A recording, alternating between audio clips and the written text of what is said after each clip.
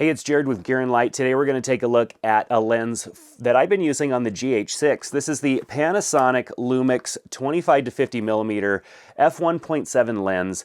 And I really like this lens. There's some cool things that I've just experienced with the lens from usability standpoint, and then also just from a performance standpoint, it's an absolutely fantastic lens.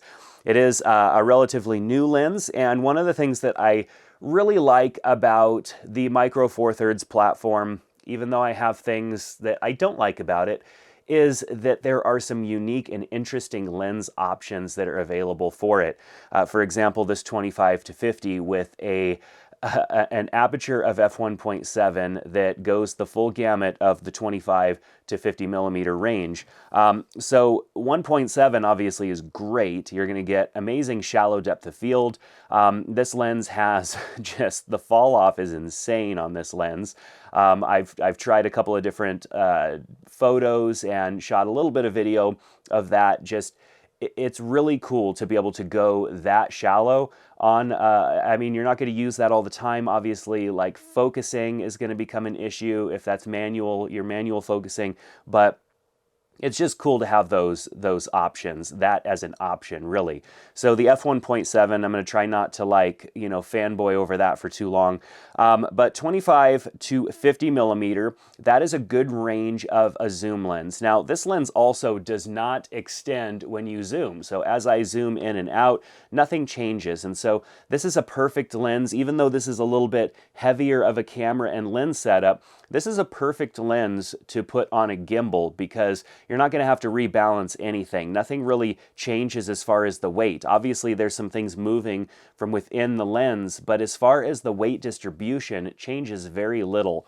And so that is absolutely fantastic. Another kind of design thing that I think is really cool about this lens is that when you are in autofocus, you don't see any of the manual focus measurements until you slide this back, and then boom, there they are. And I think that's just amazing. I mean, I love the measurements and you know, just the lens markings on most lenses. I like them, but it's kind of cool and sleek that it hides them when you're not utilizing them.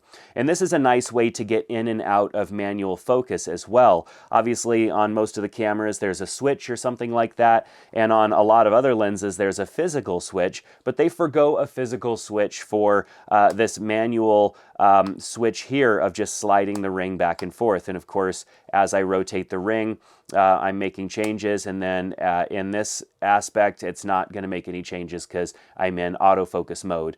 Of course, if I go into manual focus on the lens, I can still manual focus, but nonetheless, I think it's cool that it hides it.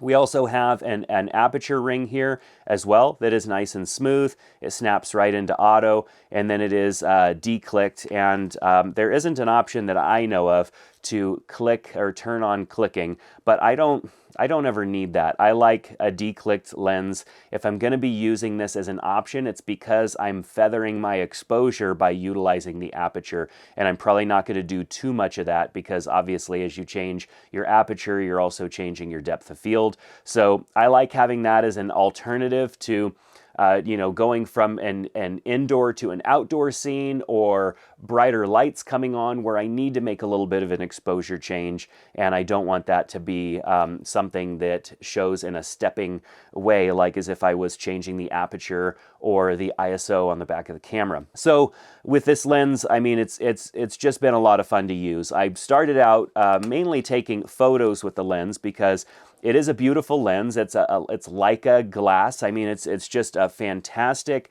lens, and being that this was one of the first opportunities that I had to play with a lens like this, I just wanted to test it. And so I shot a lot of photos, just experiencing that shallow depth of field, really enjoying the rendering that this lens and camera combination provide together, beautiful color and all that good stuff.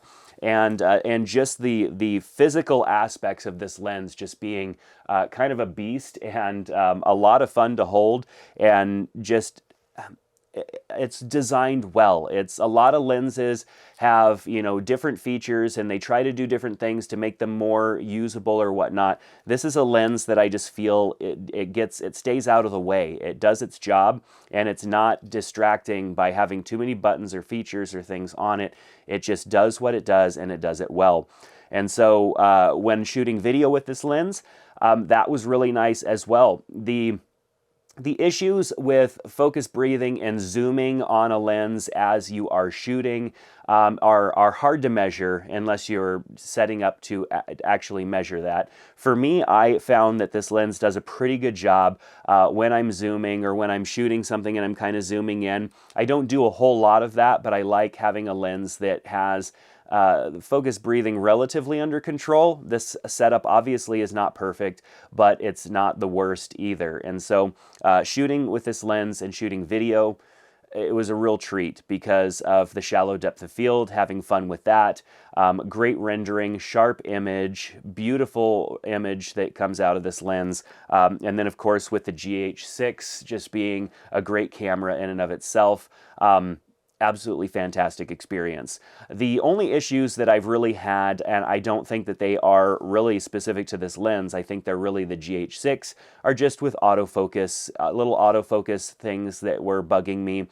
For example, the camera not staying locked on to a subject when I was trying to keep continuous autofocus going, and stuff like that. That I think is an issue with the camera itself, not necessarily the lens.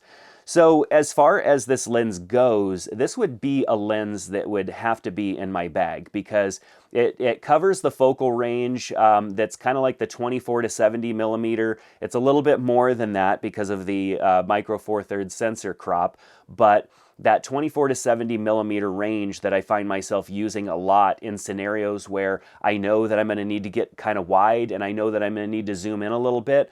That range of a lens is a great choice to have in my bag. So being that I am primarily a Sony shooter, but I took some time to spend with the GH6 just to make sure that I wasn't missing out on anything, like this would be one of the first lenses that I would add to my bag, the 25 to 70, especially with that f1.4. I just can't stop talking about that because it's what I would love to have on some of my other lenses.